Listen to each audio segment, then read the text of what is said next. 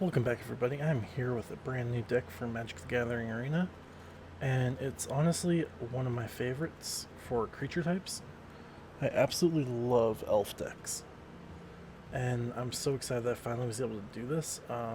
Turns out it was all from Call Time, so I guess I could have made this before. I thought I had some from the new Adventures in D&D, or Adventures in the Forgotten Realm, but turns out I don't, so I might have an update later depending on what elf cards I pull from there. Yeah, there might be, I think, Drizzix. Let's see. Yeah, Drizzit. I might have him. I'm not sure. He's a good possibility. I mean, I'd have to splash some white into this, but the whole idea of this deck is to use Elvish Warmaster, Bloodline Pretender, and choose Elf for his ability. And then just let the rest of them come in, especially the Elven Ambush. I think it's like a turn 8. You can get just insane, like 10 plus elves, depending on how the rest of this is gone. So, with all that being said, let's get going into it, and I can kind of show you how this deck kind of works and everything. I do know probably your ultimate hand would be at least like 2 mana, maybe one of your other elves that generate mana. Like, this is a pretty good one. You definitely want those two in your starting hand, because you can easily get a good amount of mana and ramp going just by having these two in your hand, and at least 2 lands and one of these. Otherwise, you'd probably want the 3 lands for that, and that's probably the minimum amount of lands. I mean, that seems to be about average of what you need, 3 to 4 in your hand, and then you hope you draw within the first 3 turns. But this has been probably the most consistent I've had for a deck for a 2, sometimes even a 1 land hand. So I think with this deck, there's definitely times that I will do that. Where did my pet go? I had the beholder right there.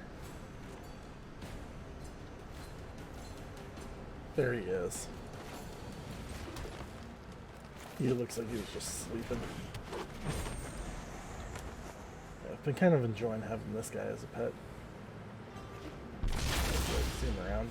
Literally, if you mouse over, it looks like he like tries to sing or like say something. I don't know. I wish they had like a voice for him though, so I could hear that. But I do just love playing with the pets while like they're taking their turn. And, like, just seeing what they do. Like for him, he'll just shoot a laser over at the opponent, shoot multiple lasers, or I think his third one is he just does, yeah, the colors on his eyes.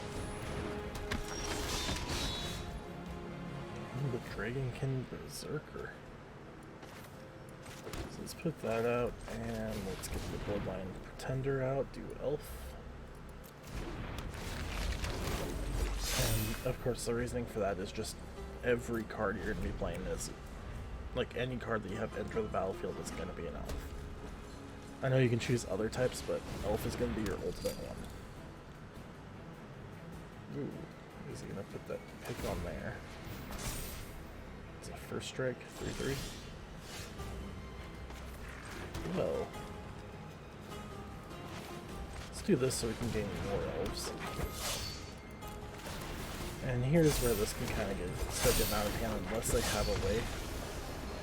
See, that's been happening a lot once I get him. Here, I don't know, I left the match. Once I get that artifact creature up to a certain point, most likely 5 or something that early in game, more often than not, it tends to be they concede. But ultimately, that's the way the deck goes, and I'm actually kind of excited that that happened on the first game. It's very rare on this channel that we actually get the ability that I'm looking for and the combo I'm using to actually trigger on the first turn, or the first game. So we are definitely going to keep that because I can get that Bloodline Pretender out.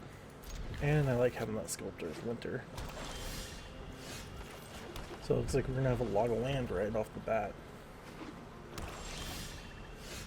Ooh, and 2 Bloodline Pretenders. Ooh, this is going to be fun. They're going to trigger off each other and then just ramp themselves up.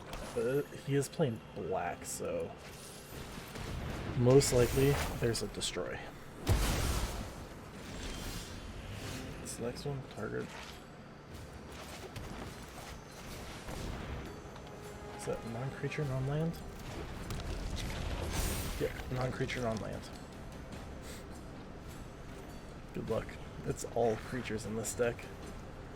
I'm not gonna lie, that tends to be a lot of my decks is I tend to go a lot of no creatures. Or, sorry, all creatures. I very rarely do, I guess, like, not all creatures. I mean, sometimes I'll do them. I'll do decks with, like, spells and stuff, like, from Strixhaven, definitely, with their, Magecraft ability. Or if it's something that I'm building an ability around that will, like, it needs to have sorceries or instances. But I do tend to try and keep them mainly creature heavy. I don't know why, it's just the way I like to play. And I didn't notice that when I was at the pre-release for the Forgotten Realms from D&D. Just running through it, it was really hard to get rid of some of the creatures I had, but I had to because I needed to put a lot of artifacts and equipments on, just because it needed to have those in order for that deck to run.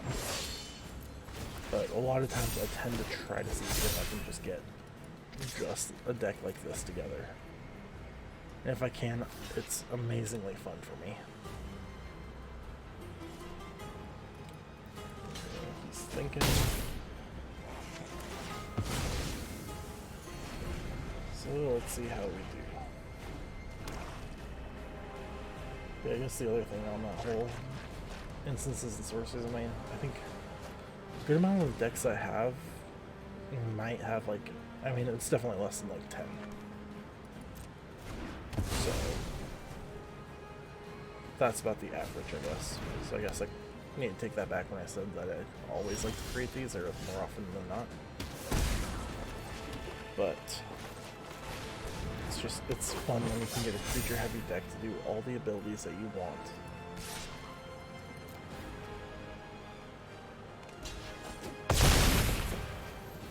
And still be able to just, like, consistently win with that. I find that really fun.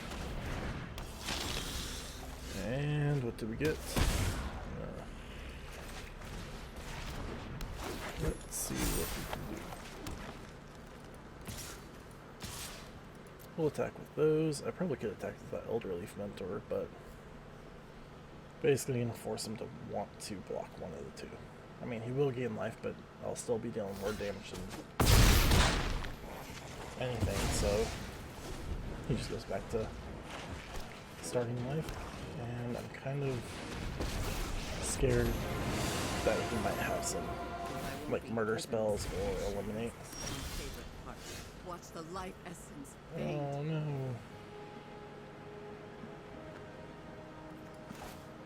Right when I got my Elven ambush.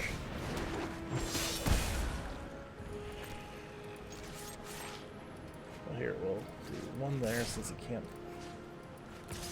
block it. Actually, I should just do it this way. Those two there. Those two there.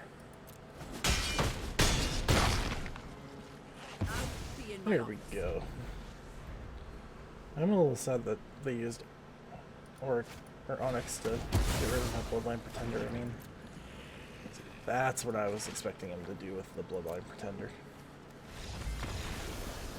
Made a mistake. Did not mean to target that one. He's probably going for my 5/5 there. But I've definitely made that mistake before and done exactly what he did. Just leave the game when you make a stupid mistake. Oh boy, let's see. Can we get one more and can we we get the bloodline to get to 2020, I think that's my goal for this next game. Because I would love to have that happen. It's happened probably 30% of the time playing this deck, and it's only because some people just let it go. Or I have enough big creatures with Canopy Tactician and the War Master. Like, this is a pretty good hand. This is a good way to get my combos to be fairly well done. What are we trying to do? Thinking of returning it to my hand, or we will Pretender. He might have a counter spell. He does not. But definitely he was thinking of if he wanted to return something or what he could do. So let's see, what are they gonna do? What are they gonna pull out? I mean, my next turn I'm putting that other War Master out. I do love that it's not a legendary creature, because I can have multiples of them. Which I get the main trigger, which is the whenever an elf enters the battlefield, it creates another elf. That's one of the main abilities I need. The +2/+2 Death Touch is if I really need to try to control their board, I'll use it if I can. And Bloodline Pretender is just going to get bigger. So yeah, next turn, we're going to put out the Elven Ambush, which will get us 1, 2, 3, 4, 5, 6. We'll make a Bloodline Pretender good. 12/12, or do we just... Oh, I wanted to put the... Actually decided I was going to put the Canopy Tactician out and give those +1/+1, which would have been game. But yeah, I'm actually very excited about this because I don't think I've had a video where I've gotten a win all 3 games. And that's kind of exciting for me. I mean, normally it's about 1 to 2. A lot of times it tends to be 1. But yeah, that, like, just showing that right there, that's the reason I love that deck, is because it can get out of hand real quick. And I was happy to be able to finally show that. So that is it for today's episode. If you liked it, leave a like, subscribe for more videos, and I'll see you guys next time.